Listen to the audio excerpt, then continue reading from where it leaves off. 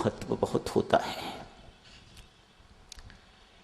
जबलपुर के एक मुसलमान ने अपनी पुत्री को दहेज में श्री रामायण जी देते हुए कहा, बेटिया, यदि तेरा जीवन सीता जी की तरह आदर्श हो सके, मुझे बहुत प्रसन्नता होगी। ये मेरी तरफ से तुझे भेंट है। हमारे ग्रंथ साधकजनों केवल हिंदुओं के लिए नहीं है। याद रखो, अपने आप को संकीर्ण नहीं बनाना। व्यापकता ही तो हमारा धरोहर है। जितनी व्यापकता आप में है, औरों को अपनाने, आपने किसी को त्यागना सीखा ही नहीं है। ये हिंदू संस्कृति है। दोनों ग्रंथ केवल हिंदुओं के नहीं हैं, सबके हैं। यूं कहिएगा सारी मानवता के लिए हैं। आज एक मुसलमान पिता ने अपनी पुत्री को दहेज में ये भेंट दी है रामायण, तो कोई आश्चर्य नहीं है। एक मुसलमान शायर ने मातेश्वरी सीता का चरित्र पढ़ के तो लिखा था। मैं कहता हूं बेशक कल्पना ही सही, लेकिन सिर्फ कल्पना नहीं है, इसमें यथार्थता को भी देखिएगा। वह लिखता है कवि, सीते तेरा चरित्र तू इतनी पाक है, उर्दू का शब्द, तू इतनी पाक है कि तेरे अपने कपड़ों ने भी तेरे शरीर को कभी नहीं देखा।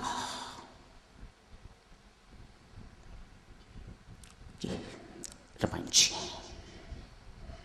किसी एक की धरोहर नहीं है, सबकी है, सबकी मार्गदर्शक। आज संत भक्त पुत्र भरत वापस आए हैं। मां कैकेयी ने जो अनर्थ करना था कर दिया। राम जी सीता जी सहित लक्ष्मण जी सहित जंगल में चले गए हुए हैं।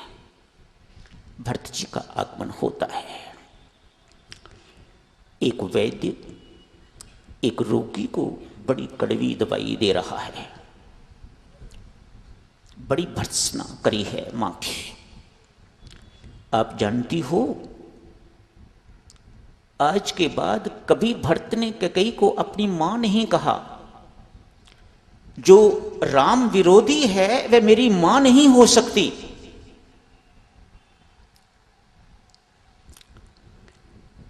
आज बड़ी कड़वी डोज दी है भरत ने कैकेयी को। संभली है, मेरे से भूल हो गई है, करवाई गई है। परसों साधकजनों कल परसों चर्चा करेंगे इस कर्तापन की। ये भगवान क्या हमें नाच नचाता है और हमारे माथे पर, किसी के माथे पर ऐसा कलंक लगा देता है, ऐसा कलंक लगाता है कि युगों युगांतर तक धुल नहीं सकता। ऐसी कैकेयी मां है। आज तक किसी मां ने अपनी पुत्री का नाम कैकेयी नहीं रखा। ऐसा कलंक कैकेयी के माथे पर लग गया हुआ है। आज संभली है। संभल के भरत जी महाराज उन सबको चित्रकूट ले गए। चित्रकूट जाके मेरी माताओं, कैकेयी का मुख ऊपर नहीं उठ रहा।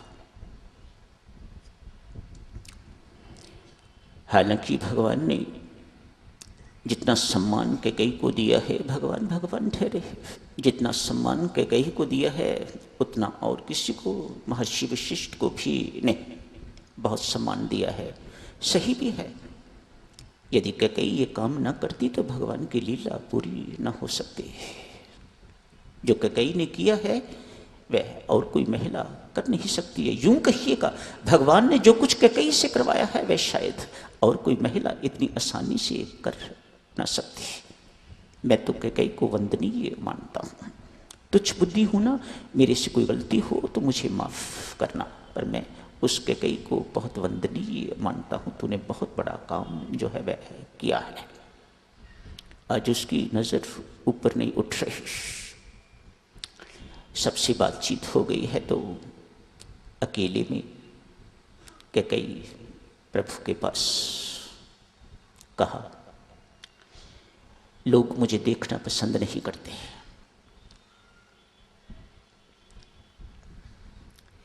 मेरी तरफ कोई देखता है नहीं, यदि देखता भी है तो घृणा की दृष्टि से। इतनी सत्य बातें हैं जो कैकेयी प्रभु राम से कह रही है। अव्वल तो मेरी तरफ कोई देखता नहीं, कोई देखता है तो घृणा की दृष्टि से। राम, मेरे से ये सहन नहीं होता। मैं कई बार धरती से प्रार्थना कर चुकी हूं, मुझे स्थान दे और मैं तुझ में समा जाऊं। कई बार प्रार्थना कर चुकी हूं यमराज से कि मुझे मृत्यु दे दे, दोनों नहीं मानते। कैकेयी कहती है, मेरे राम दोनों नहीं मानते। यमराज मुझे नरक में नहीं ले जाना चाहता। नरक कहता है, तेरे अपराध का दंड नरक में नहीं है, सबका दंड है, लेकिन जो राम से विमुख हो गया है उस पाप का, उस अपराध का दंड नरक के पास भी नहीं है। धरती भी मेरी बात नहीं मानती। तू ही बता मैं कहां जाऊं। एक संत की डांट ने, एक भक्त की डांट ने बुद्धि कितनी निर्मल कर दी है। तू ही बता, कैकेयी पूछती है, तू ही बता मैं कहां जाऊं। भगवान राम कहते हैं, मां तू मेरे हृदय में रह।